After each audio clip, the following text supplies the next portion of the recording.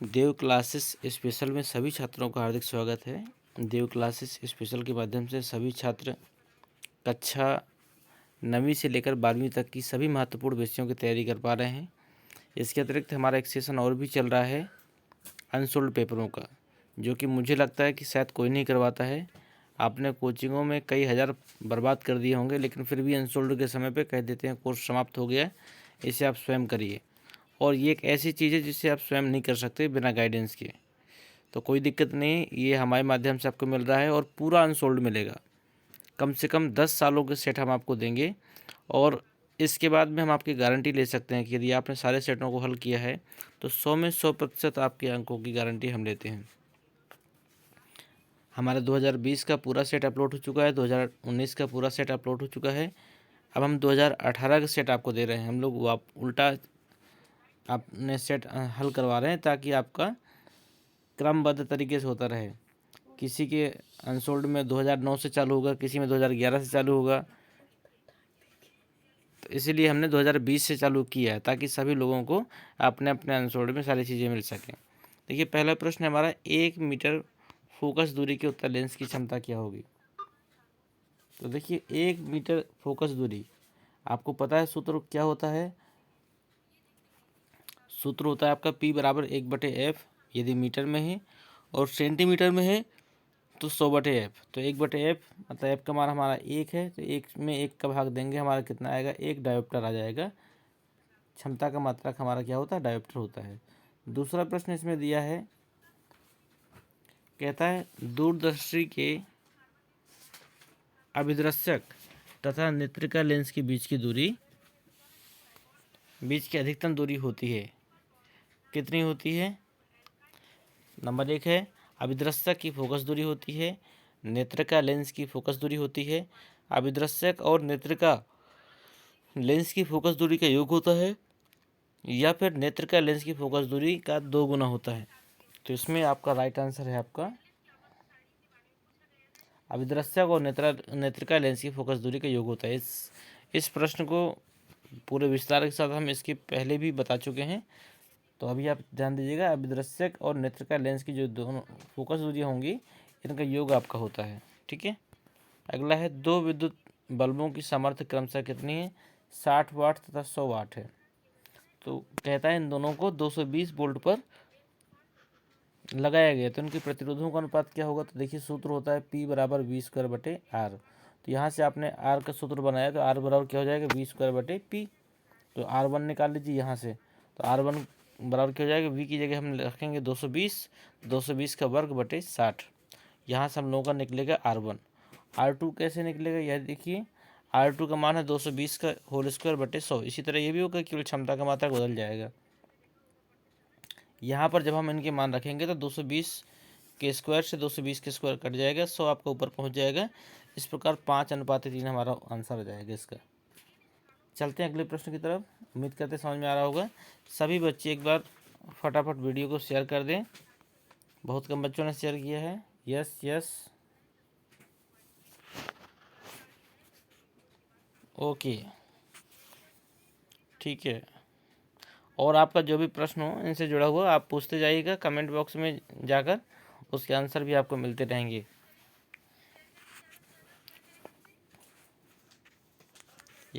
ये अगला प्रश्न है, एक मेन से R1 व R2 प्रतिरोध के 2 तार समांतर क्रम में जोड़े जाते हैं।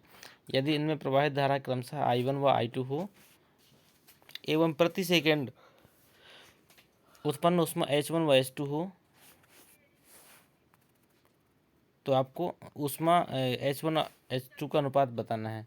देखिए, इस प्रश्न की शुरुआत कहाँ से है कि देखिए, ये आपका हमने चित्र बनाया जिसमें से 2 प्रतिरोधों को समांतर क्रम में लगाया गया है। यहाँ से आपकी धारा निकलती है बड़ी प्लेट से और वहाँ जाकर डिवाइड हो जाती है I1 व I2 में।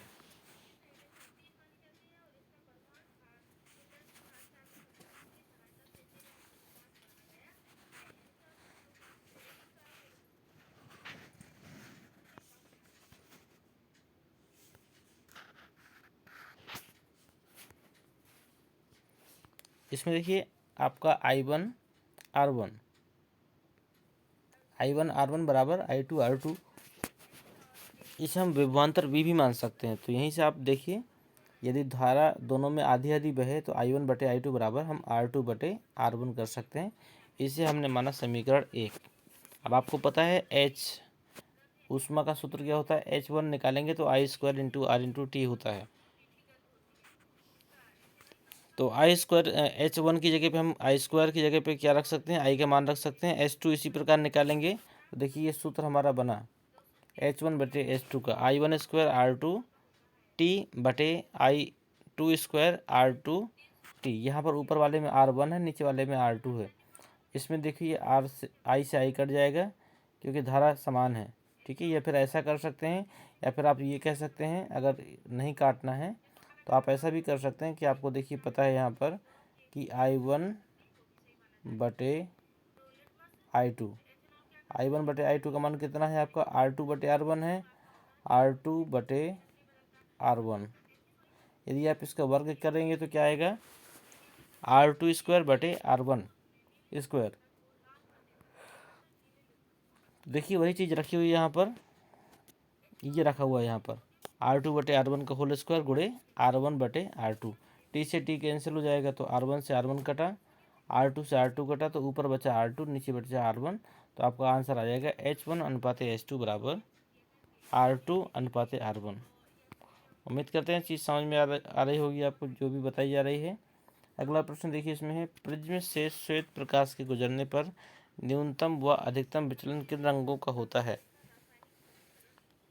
इसका मतलब है कि जब श्वेत प्रकाश को प्रिज्म से गुजारते हैं तो उसमें आपको न्यूनतम व अधिकतम विचलन बताना है। तो ध्यान दीजिएगा, जो रंग का प्रकीर्णन सबसे कम होता है उसका विचलन भी सबसे कम होता है, और जिसका प्रकीर्णन सबसे अधिक होता है उसका विचलन भी सबसे अधिक होता है। तो सबसे अधिक विचलन आपका बैंगनी रंग का होता है और सबसे कम विचलन आपका लाल रंग का होता है। अगला प्रश्न है, कहता है एक व्यक्ति के द्विफोकस का मतलब होता है जब व्यक्ति को ना तो निकट की वस्तुएं साफ दिखाई देती हैं ना दूर की वस्तुएं साफ दिखाई देती हैं, तो ऐसा दोष कहलाता है जरा दृष्टि दोष। और इसमें हम द्विफोकस लेंस का प्रयोग करते हैं, जिसमें से दूरी वाले के लिए अवतल तथा निचले भाग में उत्तल लेंस का प्रयोग होता है। तो इसमें पूछा गया कौन कौन से दोष हैं। तो ध्यान दीजिएगा, ऐसे व्यक्ति को निकटदर्शी दोष और दूरदर्शी दोष दोनों होते हैं, और जिसको दोनों दोष होते हैं तो उसे हम लिखते हैं जरा दृष्टि दोष। ये देखिए नीचे लिखा भी है, ये लिखा है। इसका चित्र ये बनेगा, देखिए पहले का चित्र इस तरह कुछ बनेगा अगर पूछता है, दूसरे कुछ इस प्रकार बनेगा। ये हमने लेंस को लगाने के बाद की स्थिति है। ये दोष कब होता है, ये बुढ़ापे में होता है। इस द्विफोकस लेंस का प्रयोग करके इसको दूर किया जा सकता है। ऐसे व्यक्तियों को द्विफोकस लेंस का प्रयोग किया जाता है जिसमें अवतल और उत्तल दोनों लेंस का प्रयोग हो। ऐसा लेंस प्रयोग करेंगे तो ये आप पास का और दूर का दोनों जगह का देख सकते हैं। अगला प्रश्न देखिए आया है, इसमें कहता है घरेलू वायरिंग में फ्यूज का महत्व क्या है या उपयोग क्या है। तो आपको भी पता है कि विद्युत धारा कितनी बहती है। हमारे आपके घरों में जो भी करंट है, जिसे आप लोग करंट के नाम से जानते हैं, जो विद्युत धारा बहती है वो 220 वोल्ट की बहती है। अब यदि 220 वोल्ट की जगह अचानक 440 वोल्ट की धारा आ जाए तो आपके घर में जितने भी विद्युत उपकरण होंगे वो सारे फूक जाएंगे, वो सारे जल जाएंगे, बर्बाद हो जाएंगे। तो हम लोग क्या करते हैं, एक फ्यूज लगा देते हैं अपने घरों में। वो फ्यूज क्या होता है कि जब भी 220 वोल्ट से अधिक धारा आती है और वो धारा यदि दी गई निश्चित धारा से अधिक है तो तार ऑटोमेटिक जल जाता है, और जलने के बाद में वो पूरे परिपथ से संपर्क अलग कर देता है और लाइट पूरे घर की बंद हो जाती है। इस प्रकार हमारे घर में लगे हुए सारे परिपथों की सुरक्षा हो जाती है। एक बार फिर से इस प्रश्न को देख लेते हैं जो आपका दिया गया है। देखिए कि जिस विद्युत परिपथ की सुरक्षा करनी होती है उसके संयोजक तारों के बीच में श्रेणी क्रम में फ्यूज तार को जोड़ देते हैं।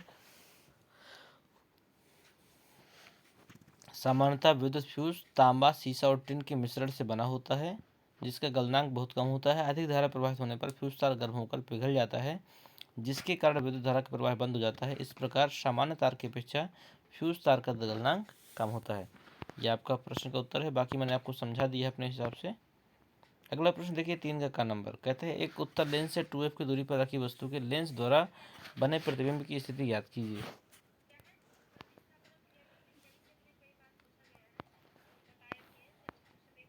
यहाँ पे आपका चित्र देखिए जो बना हुआ है, चित्र ये बनेगा इसका। ये आपका उत्तल लेंस है, इससे 2f की दूरी पर, मतलब f यहाँ पर है इसका फोकस दूरी, तो इसकी दूनी दूरी पर हमने आपका वस्तु रख दी, तो उससे जो बनने वाला प्रतिबिंब होगा वो भी 2f डैश पर ही बनेगा। ठीक है, क्योंकि आपने देखे यहाँ से पक्षांतर होने के बाद में यहाँ पर प्रतिबिंब बनेगा लेकिन उल्टा बनेगा, तो इसमें देखिए आंसर क्या है, प्रतिबिंब 2f2 दूरी पर बनेगा। अगर उसने 2f माना है तो 2f2 आप मान सकते हैं। अगला है प्रतिबिंब का आकार वस्तु के आकार जैसा ही होगा, और प्रतिबिंब कैसा होगा, वास्तविक होगा तथा उल्टा होगा। ये 3 पॉइंट पर्याप्त हैं इसके लिए। अगला है अवतल दर्पण के लिए यू वी तथा एफ में संबंध बताओ। तो ये आपका सिलेबस में नहीं है, इस वर्ष भी नहीं था और पिछले सत्र में भी नहीं था।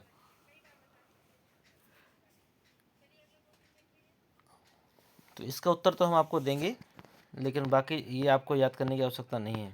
इसका उत्तर देखिए ये पूरा हमने दिया हुआ है, इसका स्क्रीनशॉट ले लीजिएगा। इसको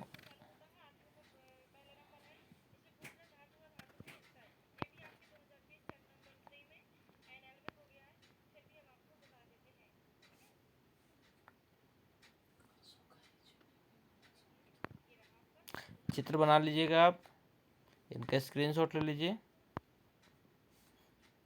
क्योंकि पूरा थ्योरम टाइप में है, ये सिलेबस में है भी नहीं और समय ज़्यादा ना लगे, इसलिए हम इसको इसके डेफिनेशन को अभी नहीं बताएंगे।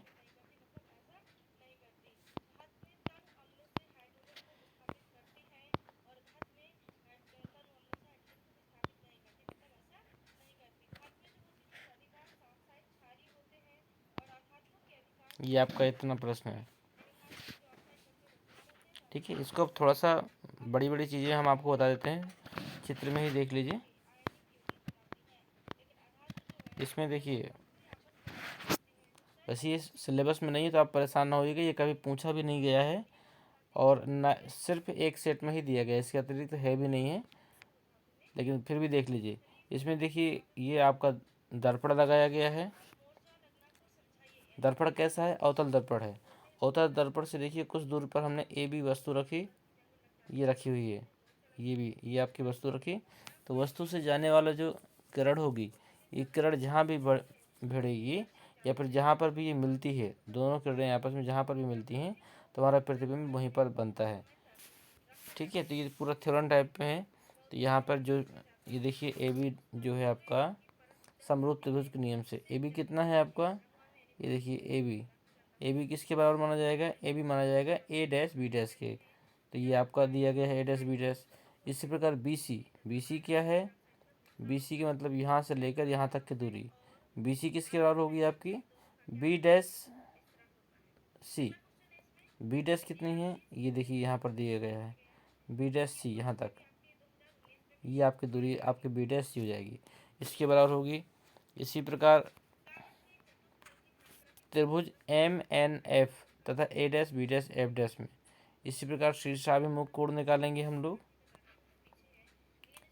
ठीक है, और समरूप त्रिभुज का नियम लगाते हुए समीकरण 1 और 2 जो माने थे हमने उनको हल करते हुए समीकरण 3 को निकालेंगे।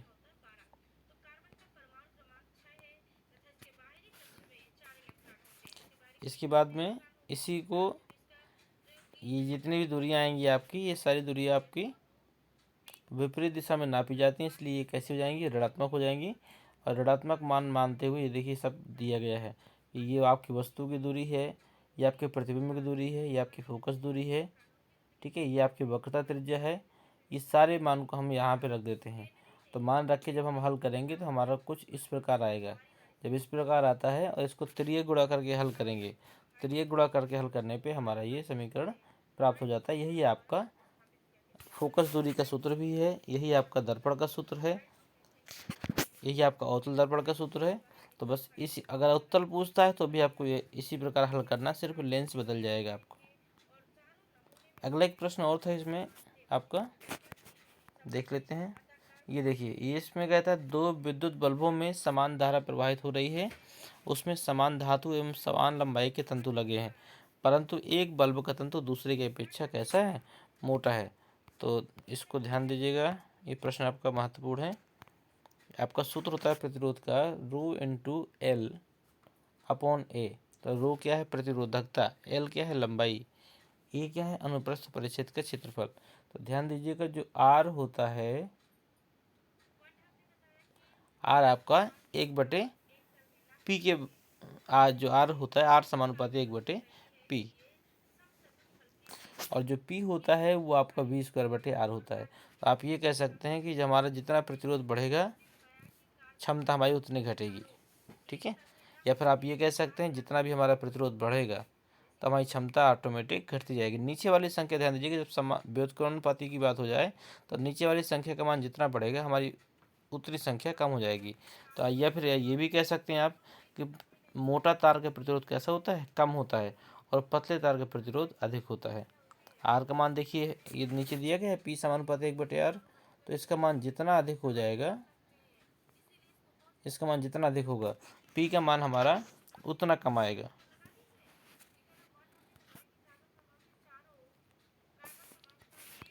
ठीक है, अगले प्रश्न की ओर चलते हैं।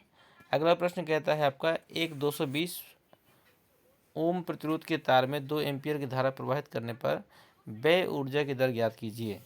व्यय ऊर्जा की दर ज्ञात कीजिए। यदि उपयुक्त तार में ऊर्जा व्यय की दर 3600 वाट हो तो तार के सिरों पर विभवांतर क्या होगा। तो आर का मान आपका 250 ओम दिया गया, आई का मान आपका 2 एम्पियर दिया गया है। ऊर्जा व्यय का सूत्र लगा दीजिए, ऊर्जा व्यय होती है I² इंटू आर। आई का मान कितना है 2 है, तो 2 × 2 कर दीजिए, और आर का मान 250 हल करेंगे तो आप 1000 आपका आ जाएगा। इसके बाद में हमें क्या निकालनी है, क्षमता निकालनी है। तो क्षमता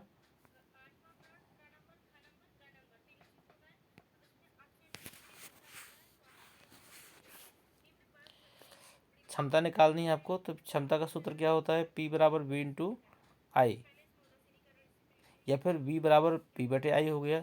और P का मान कितना है 3600, आई का मान कितना है 2, तो हम भाग देंगे तो आ जाएगा 1800 वोल्ट। अगला प्रश्न देखते हैं। अगला प्रश्न देखिए, इसमें कहता है 2 मीटर लंबे तार में 10 एम्पीयर की धारा प्रवाहित हो रही है। 10 एम्पीयर का मतलब आपका आई का मान दिया गया है। कहता है ये 2 वेबर प्रति मीटर स्क्वायर के चुंबकीय क्षेत्र में रखा है। ये चुंबकीय क्षेत्र का मान दिया गया है।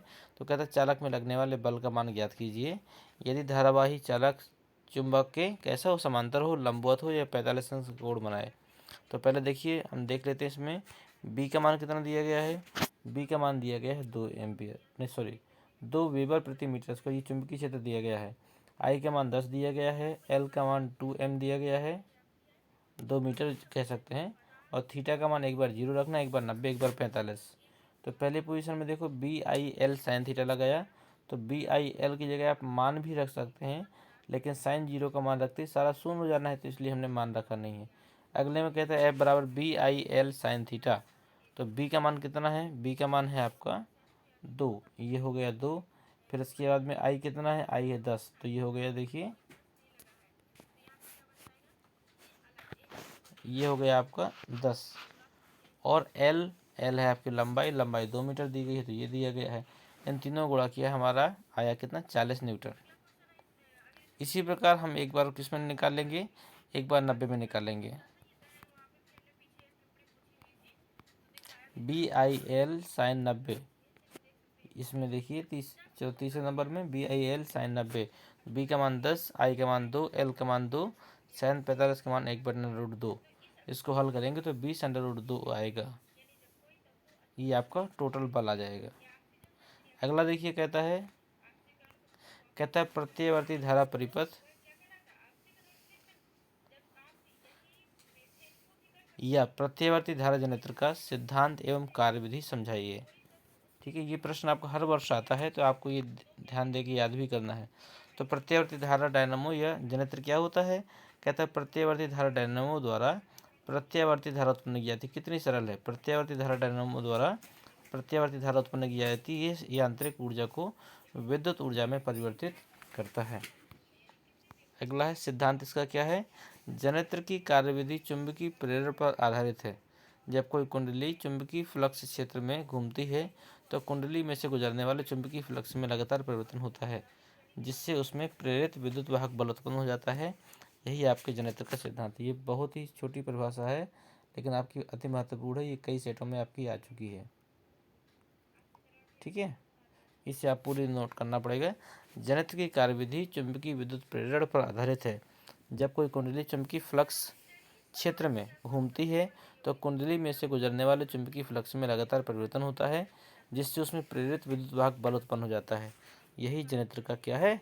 नियम है। इसके बाद में इसके भाग भी पूछे गए मुझे लगता है, तो इसके लिए क्या करते हैं, 7 नंबर के प्रश्न तो हमें करना तो पड़ेगा ही। इसके भाग आपको लिखने होते हैं। तो इसका एक भाग है चुंबकीय क्षेत्र। इसके बारे में लिख दीजिएगा कि यह एक शक्तिशाली विद्युत चुंबक होता है, जिसकी कुंडली में दृश्य धारा प्रवाहित करने पर इसको चुंबकीय चुंबक बना दिया जाता है। अगला है आर्मेचर। इसे आप क्या लिखेंगे? यह एक आयताकार कुंडली होती है जिसे कच्चे लोहे के क्रोड पर पृथककृत तार को लपेट कर बनाया जाता है। इस चित्र में देखिएगा, अभी हम दिखाएंगे आपको। इस कुंडली को ध्रुव खंडों N व S के बीच तेजी से घुमाया जाता है, और तेजी से घूमने का अर्थ क्या होती है? आर्मेचर कुंडली को घुमाने के लिए हत्थे, स्टीम टाइबन, वाटर टाइबन, पेट्रोल इंजन आदि का प्रयोग करते थे। मतलब आर्मेचर कुंडली को घुमाने के लिए किसका किसका प्रयोग हुआ है? आर्मेचर कुंडली को घुमाने के लिए हत्थे का, स्टीम टर्बाइन का, वाटर टर्बाइन का और पेट्रोल इंजन, इन सभी का उपयोग किया जाता है। इसके बाद सर्पी वाला दिया गया है इसमें। तो कहता है कुंडली के तार के दोनों सिरे धातु के दो छल्ले S1 व S2 से जुड़े हैं तथा आर्मेचर के साथ साथ घूमते हैं। इनको सर्पी वलय कहते हैं। ये जो है ये परस्पर तथा धुरादंड से पृथककृत मतलब अलग होते हैं। तो सर्पी वलय हो गया। ये देखिए इसका चित्र है, ध्यान से देखिएगा। चित्र बनाने में बिल्कुल भी कठिन नहीं, अगर आप कोशिश करेंगे तो ये आसानी से बन जाएगा। सरल प्रश्न है आपका। अगला है बुश के लिए। बुश भी कहते हैं, किसी किसी में इसको ब्रुश भी कहते हैं। तो ये प्रश्न कहता है सर्पी वलय के दो कार्बन की पत्तियों को स्पर्श करते हैं। सर्पी वलय जो होते हैं वो कार्बन के दो पत्तियों को स्पर्श करते हैं, जिन्हें क्या कहते हैं? बुश कहते हैं। Full stop. एक लाइन छोड़ दो, इसके बाद नीचे देखो लिखा है ये बुश स्थिर होते हैं, ये बुक स्थिर होते हैं तथा इनका संबंध उस बाह्य परिपथ से कर देते हैं जिसमें विद्युत धारा भेजनी होती है। यह आपके बुश का कार्य हो गया। इसके बाद क्रिया विधि है थोड़ा सा, तो क्रिया विधि को आप स्क्रीनशॉट ले लीजिए, क्योंकि बिना चित्रों के क्रिया विधि समझ में नहीं आएगी। चित्र आपका ऊपर हो गया और क्रिया विधि नीचे, इस प्रकार समझ में नहीं आएगी। तो इसका स्क्रीनशॉट लिख लीजिए और इसको आप नोट कर लीजिएगा। इसको हम अगले वीडियो में बताएंगे। उम्मीद करते हैं कि आपको हमारे इस वीडियो में दी गई प्रत्येक चीज़ें जो कि परीक्षाओं की दृष्टि से अति महत्वपूर्ण है वो आप लोगों ने सीखी। तो जितने बच्चे वीडियो देख रहे हों, एक बार सभी अपने दोस्तों को ये लिंक शेयर कर दें, ताकि सभी लोग इस वीडियो के बेनिफिट उठा सकें और अनसोल्डों के माध्यम से एक अच्छी तैयारी कर सकें। धन्यवाद। मिलते हैं अगले वीडियो में एक नए टॉपिक के साथ में, नए सेट के साथ में।